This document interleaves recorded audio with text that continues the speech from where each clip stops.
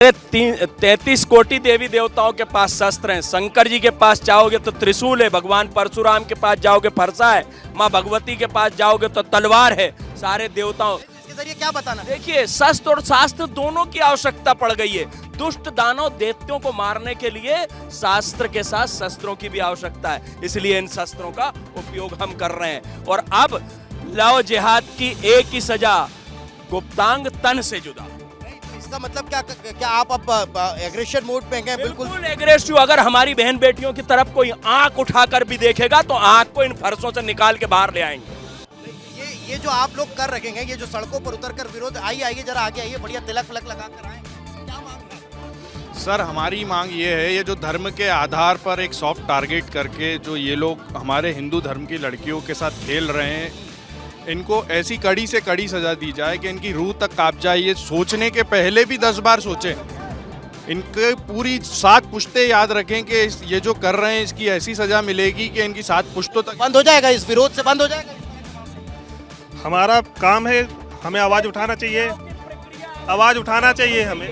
क्रियाओं की प्रतिक्रिया प्रारंभ हो गई है। कोर्ट में आपने देखा सनातन धर्मियों ने ठोका है, आपने अस्पताल में देखा अभी भी तो हिंदू पूछकर आप पर हमला कर दे। हिंदू पूछकर हमला कर रहे हैं, तो अब व्यवहार और व्यापार वो भी देख के होगा, छांट के होगा। कटोरे लेके फिरेंगे, भीख मांगने के नौबत आ जाएगी इन मियाओं की। तो ये कह रहे सबाब का काम है, हिंदू लड़कियों को फंसाकर उनका बलात्कार करना सबाब का काम है। कहीं गदा लेकर पहुंचोगे, कहीं फरसा लेकर पहुंचोगे, और बेहद एग्रेशन जो है वो नजर आ रहा है। क्यों गदा लेकर आएंगे?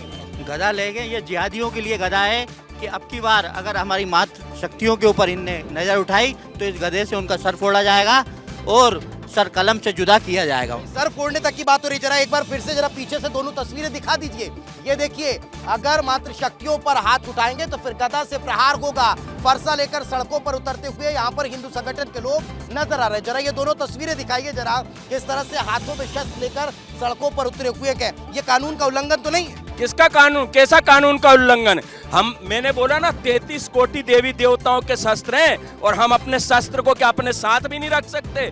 आत्मरक्षा के लिए मैं तो खुले रूप से बहन बेटियों से कहता हूँ, काले जातियों, मिर्ची का पाउडर साथ में रखो, चाकू साथ में रखो, किरमिच का पाउडर साथ में रखो, मिर्ची स्प्रे साथ में रखो। कोई जिहादी नजर उठा के देखे तो उसकी आंख में स्प्रे घुसेड़ दो। बड़ी बात यहाँ पर कर रखेंगे, मिर्च पाउडर साथ में रखने के लिए इन्होंने कहा है।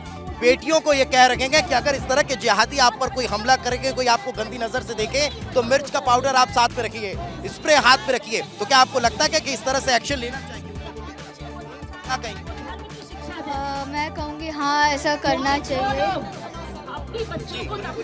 मैं कहूँगी कि हाँ, मतलब ऐसा होना चाहिए, क्योंकि ऐसी बातें हो रही हैं कि अगर इस तरह के जिहादी मानसिकता के लोग मिले तो उनके लिए आप लोग को मिर्च पाउडर हाथ में रखना चाहिए। साथ में आपको अपने डिफेंड करने के लिए कुछ साधन हाथ में रखना चाहिए, ताकि इस तरह के लोग आप लोगों को गलत नजर से ना। सेल्फ डिफेंस एक अलग चीज होती है, पर ये जो एक गिरोह के रूप में लोग काम कर रहे हैं और सिर्फ हिंदू महिलाओं को टारगेट कर रहे हैं, इसके खिलाफ एक एक्शन होना चाहिए प्रॉपर। सेल्फ डिफेंस तो अपनी जगह है, लेकिन इससे इस तरह की मानसिकता के लोगों पर हमला होना चाहिए, प्रहार होना चाहिए।